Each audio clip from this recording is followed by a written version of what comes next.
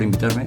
En el fondo es un placer estar aquí, y lo digo de corazón porque cuando entras en la librería y bajas y ves estos mapas, los libros, los títulos, me recuerda un poco a lo que el coronel José Luis Isabel, que es el de los que más sabe de la historia militar española, destinado en Toledo muchos años, decía aquello de que nunca jamás el nuevo museo militar iba a sustituir al antiguo. Conoceríais, me imagino ustedes, el que había aquí en Madrid, ¿no? Porque por mucho que lo hayan rellenado de objetos, etcétera, en el de aquí se sentía con los jirones de las banderas, el sudor de los soldados, se sentía lo que había sido la lucha, el combate y el esfuerzo por haber hecho la nación española, y en el de ahora pues no tiene nada que ver, ¿no? Pues aquí se siente eso, y me ha emocionado mucho ver el camino español, como digo, aquí estuvo Alonso Vara de Rey, y las imágenes, todo, se respira. Entonces aquí me siento en casa, muchas gracias. Y efectivamente, no conozco al coronel Antonio Candil, hemos tenido un par de correos de intercambio. Cuando contactó conmigo realmente fue porque me tocó el corazón. Él es de caballería y conocía a mi padre, que era de caballería, y además sus pasiones están dentro de la aviación. De hecho, ahora estará volando probablemente. Las fotos que me han mandado últimamente, o está montando a caballo o está volando, ahí en Texas. Y entonces, a raíz de ahí, pues me comentó si podía estar en la presentación del libro, y yo encantado, pero nunca imaginé que no iba a venir. En cualquier caso, es un honor que se fíe de mí, y voy a intentar resumir lo que él ha transmitido en este libro. Le pregunté las claves y es lo que me ha permitido. Pero antes de nada, comentaros que es de la 27 promoción, nació en el año 49, es coronel, como digo, de Estado Mayor de Caballería, y es diplomado de Estado Mayor, diplomado de la Escuela Superior de Guerra del Ejército Italiano, ha estado destinado en Estados Unidos, Gran Bretaña, Alemania, Bélgica e Italia. O sea, tiene un bagaje cultural enorme. En 2007 procedió a solicitar su cese en el ejército por motivos personales para dedicarse a la enseñanza superior y a la investigación histórica, que es lo que ha hecho hasta ahora. Ha publicado numerosas obras y ha dado muchas conferencias. De hecho, esta obra la publicó primero en inglés, y fue el propio Stanley Payne, un gran amigo suyo y mentor, el que le impulsó y le animó a publicarla en castellano. Es igualmente licenciado por la Universidad de Madrid y la Universidad de Navarra, donde cursó estudios de Historia y Administración de Empresas, máster en Relaciones Internacionales por la Universidad de Oxford y en Historia por la Universidad de Edimburgo, ambas en el Reino Unido. Miembro de la Academia de Ciencias Políticas de Nueva York, en 2020 publicó con gran éxito en Almuzara 23F, El golpe del rey, título al que ahora se suma Los militares de la democracia española y de El verano del 40, las claves de lo que sucedió aquel año, y muchos otros. El desafío que el coronel Candil pretendió, o yo he entendido que quería demostrar con este libro, es decir a los historiadores que el declive de la Alemania nazi no empezó en el año 41, porque es cuando llegó al apogeo teóricamente, sino que había empezado casi un año antes, en el verano del 40, por una serie de circunstancias y decisiones militares y políticas que se van a tomar, y es prácticamente el contenido del libro. ¿Qué sucedió durante ese verano para que él se atreva a decir que empezó el declive del Tercer Reich? Las claves, pues él considera que la batalla de Inglaterra, muy caballerosa, desde el punto de vista aéreo, una maravilla, preciosa, hubo auténticas escenas desde el punto de vista de la aviación, como digo, maravillosas, pero no fue una victoria de ninguno de los dos países, acabó en tablas. En un momento dado la Luftwaffe se retiró y cambió de objetivos, pero no todo lo que se dice que es que ganó Inglaterra, etcétera, porque él quiere demostrar que realmente fue una victoria silenciosa de la Royal Navy. O sea, nunca hubiera podido Alemania haber invadido Inglaterra sin tener garantizado que las cabezas de playa iban a estar con el apoyo logístico necesario. Entonces, aunque intentó incordiar a la RAF un tiempo para luego dedicarse a la Royal Navy, siempre el control del canal estuvo en manos inglesas y hubiera sido inviable. Y de hecho, en muchos momentos dice que ni Hitler ni Churchill creían realmente en la invasión, lo que era Operación León Marino. Se escribió, se planeó, se habló de ella, pero ninguno de los dos tenía intención de llevarla a cabo. Y por culpa de eso se tomaron otras decisiones que hizo que Alemania empezara el camino de la derrota.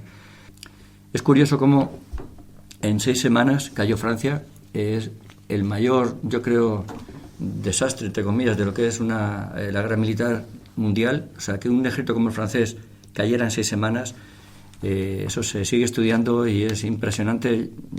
Yo la clave la veo en ciertos puntos que voy a decir ahora, pero no dejaron de combatir. Hubo 120.000 franceses muertos Me gusta mucho hablar de muertos, no me gusta hablar de muertos, sino de dar el dato, porque cuando se habla de caídos, nunca sabes si son desaparecidos, si se han escondido, de heridos, no. Muertes, más de 120.000 franceses frente a 27.000 alemanas.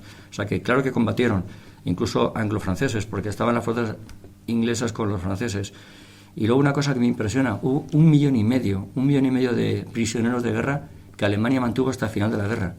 O sea que la batalla de Francia, por considerarla como una batalla separada de 6 semanas, la famosa Billkrieg, cómo penetró, evitando la línea Maginot por las llanuras del norte, los bosques que decían que eran impenetrables para los carros, y Alemania lo hizo. Es muy interesante de estudiar, pero es muy interesante también para entender lo que va a pasar a partir de ahora. ¿Dónde veo yo la clave para que Alemania consiguiera esa victoria tan fugaz? En el liderazgo y la preparación. Mientras que Alemania se estuvo preparando claramente para, vamos a ver, una especie de revancha a lo que fue el vagón de Versalles, la humillación que sufrió Alemania en la Primera Guerra Mundial. Mientras se fue preparando durante unos años, Francia prácticamente hizo su línea Maginot, pero moralmente, mentalmente, el pueblo no estaba creyéndose que iba a haber una invasión. Y ahí vamos a sacar una lección aprendida para nuestros días. Entonces, la invasión de Francia, cuando Hitler instruye a sus oficiales, les da el material necesario, se prepara y consigue esta gran victoria, por una razón muy misteriosa, como he dicho, no quiere continuar y deja escapar a los 300.000 ingleses en Dunkerque. Y a continuación deja parada al ejército de tierra durante unos meses y se concentra en lo que es incordiar a la RAF, porque ahí simplemente fue los aviones de la Luftwaffe que van a atacar las bases y las instalaciones inglesas, con una orden muy interesante, que desde mi punto de vista, que también es una clave. El 31 de julio empiezan los bombardeos, lo que se llama Batalla de Inglaterra, que por cierto, ¿quién le dio el nombre de Batalla de Inglaterra? Churchill. Fue el mismo el que le llamó, por un doble juego que va a hacer Churchill durante toda la guerra, porque quería de alguna forma jugar a dos bandas, y ahora lo explicaré esto, que es grave. Pero va a empezar a incordiar, a mandar aviones, pero desde el punto de vista militar como piloto, está claro que al no existir abastecimiento aéreo, por mucho que tuvieran más moral los aviones alemanes y los pilotos y tuvieran más capacidad, realmente los Messerschmitt tenían un problema muy grande de distancia, y Inglaterra jugaba en casa. Inglaterra tenía que despegar y defenderse, y tenía el espacio marino y espacio naval y el espacio aéreo. Y es curioso, parece una tontería, pero los aviones alemanes tuvieron siempre superioridad táctica, pero nunca supremacía aérea, que, como decía Duet, es tan importante el dominio del aire para poder hacer cualquier operación.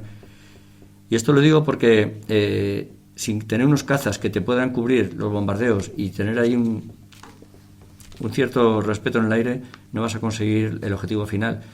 Y hay un ejemplo muy claro, en las Malvinas. Si recordéis la guerra de las Malvinas, cuando los Búcaras, los aviones que bombardeaban argentinos a los barcos ingleses, estaban los Harriers posicionados llenos de combustible, les atacaban en la vuelta a casa, y la única defensa que tenían los pobres argentinos eran los Mirage, que estaban encima para defenderles en combate aéreo con los Harriers, pero tenían para 2 vueltas y media. O sea, el combustible de los Mirage, que tenía que despegar de Argentina, les daba 2 vueltas y media y tenía que marcharse para tomar en Argentina. Eso significaba que los Harriers disparaban a placer a los pobres aviones de ataque argentinos.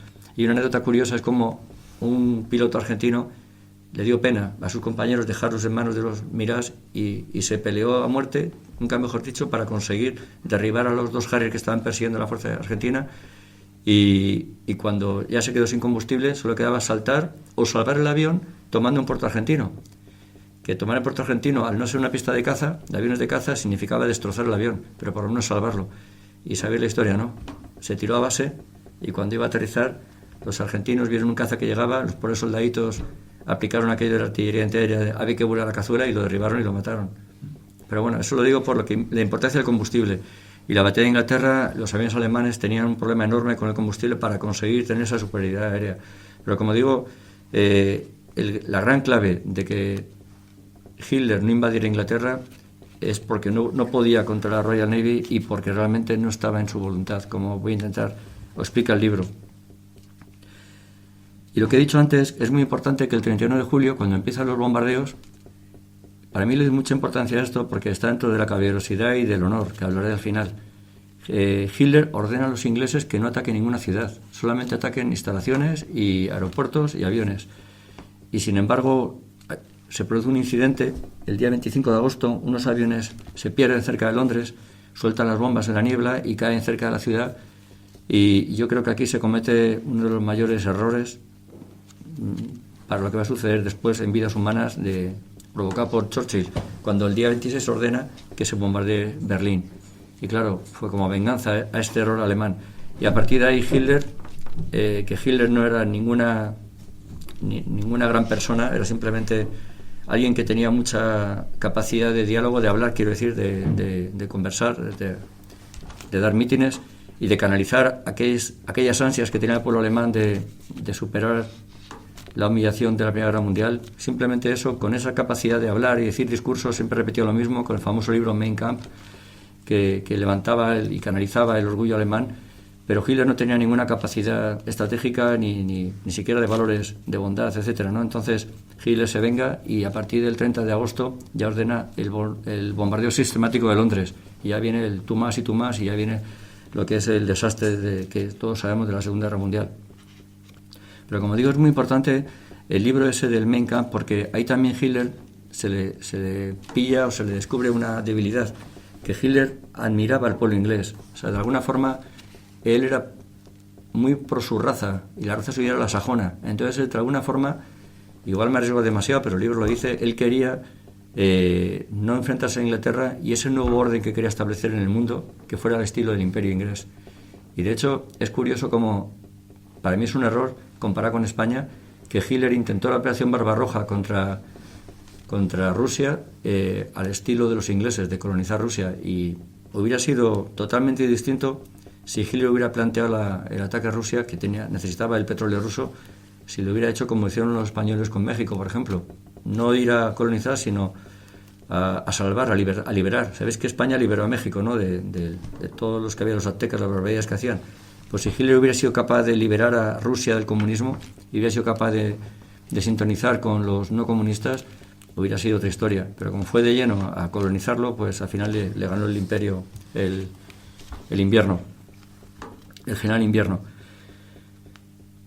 Bueno, pues como digo, hubo una especie de doble juego desde que Chamberlain, el año 38, va a Múnich y negocia con Hitler una paz que todo el mundo le achaca que fue muy débil, y el propio Churchill dice aquella frase de que cuando quieres la paz por no perder la honra, al final pierdes la paz y la honra, ¿no? Y realmente yo me atrevo a decir que estaba conectado lo que hizo Chamberlain con lo que iba a pasar el resto de la guerra, en el sentido que le puso un capote a Hitler, porque Hitler en el fondo es como Putin ahora, era fácil de llevar al redil y a que atacara, y etcétera. ¿Por qué? Porque le tuvo que decir, efectivamente, habría leído su libro, somos de la misma raza, nos vamos a entender y tú y yo nos vamos a llevar bien porque nos conviene. Con otras palabras, pero estoy seguro que tuvo que ir por ahí. ¿Por qué lo digo? Porque toda la guerra Churchill estuvo jugando a dos bandas. Por un lado, incitaba mucho a la defensa de Inglaterra, nunca tantos debieron tanto tan pocos, nos jugamos todo, esto es la supervivencia de Inglaterra, pero por otro lado, el propio 22 de agosto estaba mandando una brigada acorazada a Alejandría. O sea, si estuviera tan preocupado con la invasión de Inglaterra, no estaría mandando ese convoy. Él sabía que no le iban a invadir nunca. Y es lo que aquí juega un papel fundamental, y toda la vida ha sido la inteligencia.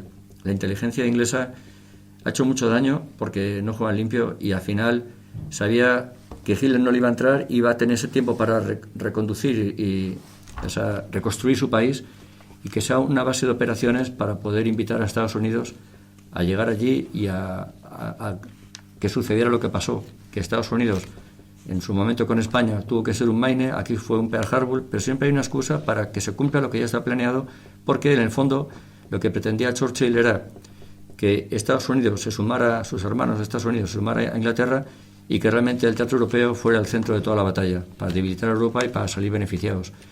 Y yo lo veo así, y así se entiende por qué durante ese verano se permitió escapar a tantos ingleses, y Hitler no quiso en ningún momento plantearse en serio la operación León Marino.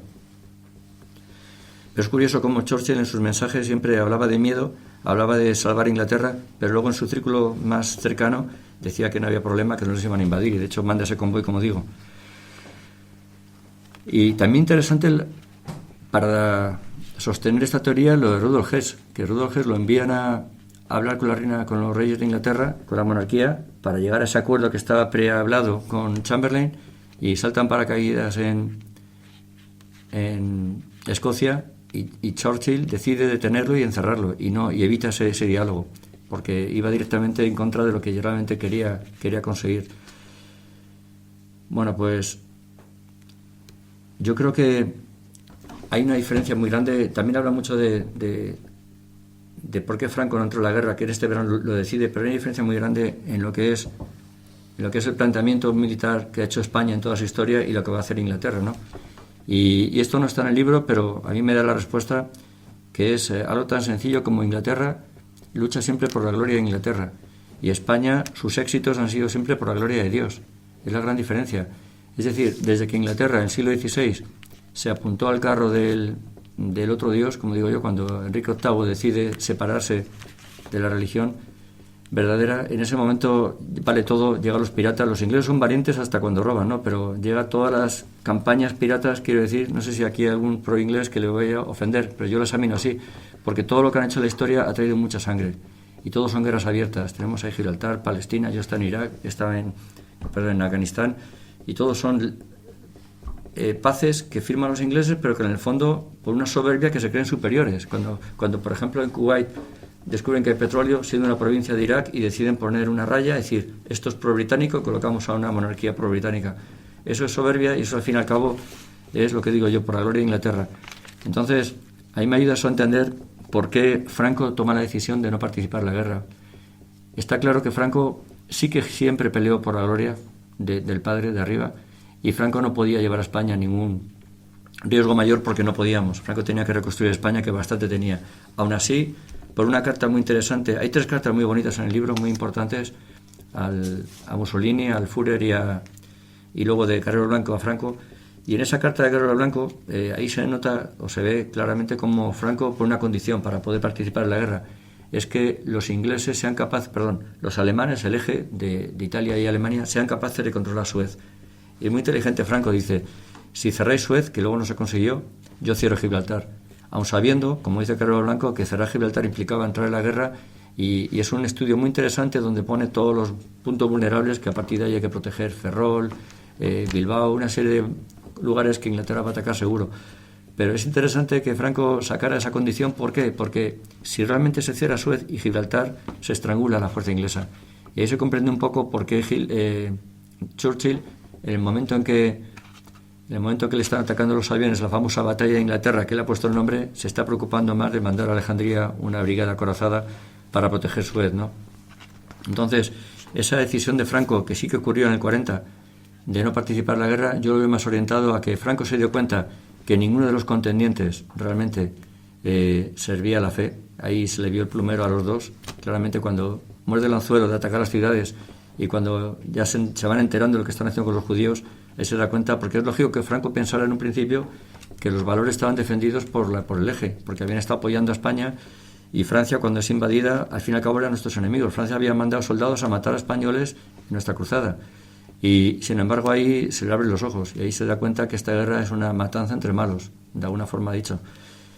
Y, en fin, yo sé que es una opinión muy personal, pero lo que dice Antonio Candil es que fue muy importante para el futuro de la guerra mundial que Franco tomara esa decisión de no alinearse justamente en el verano del 40. Por eso, esas 3 condiciones, de que la batalla acabó en tablas, de que confiaba en la sumisión de los ingleses por poquito ataque, o sea, por medios casi pacíficos, y de que Franco realmente no se metiera en la guerra, significó que empezó los reveses, porque es verdad que el ejército de tierra comienza una expansión hacia el sureste, se mete en los Balcanes, se mete en Grecia, toma el norte de África, pero en el fondo no es ninguna ventaja estratégica, y sin embargo crecen las vulnerabilidades porque dispersa mucho la fuerza, mucho más cuando luego Italia cambia de bando.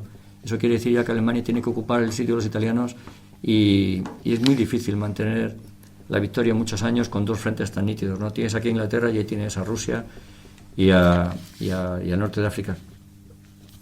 Pues hasta aquí lo que yo quería contar del libro.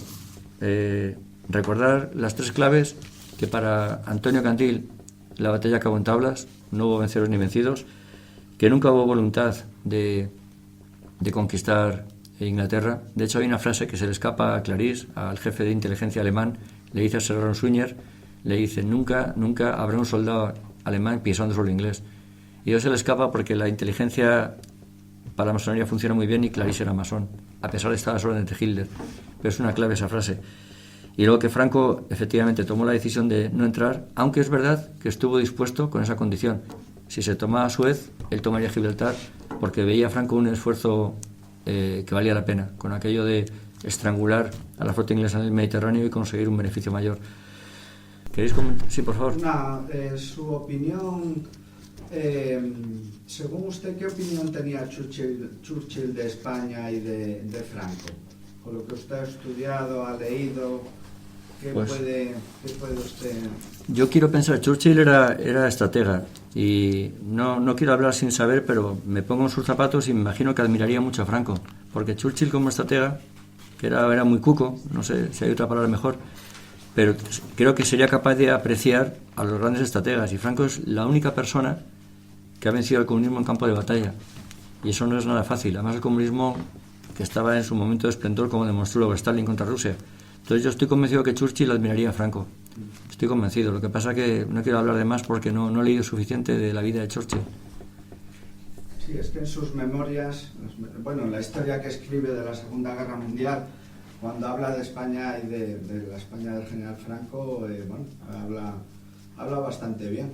Dice que... Churchill era inteligente, entonces tenía que darse cuenta que el auténtico enemigo no era Hitler, era Stalin. Porque Hitler efectivamente era un loco del momento, pero Stalin es el que luego nos va a llevar tantos años a tanto dolor. Pues nada, darle las gracias a Antonio Candil por depositar su confianza en mí, y como digo, este libro se publicó en inglés primero. Stanley Payne es un gran historiador, muy amigo suyo, y es el que le convenció para hacerlo en castellano, y que vale la pena leerlo por aprender historia y por aprender esa clave que dice Antonio de que el declive alemán empezó prácticamente las decisiones del 40, no del 41.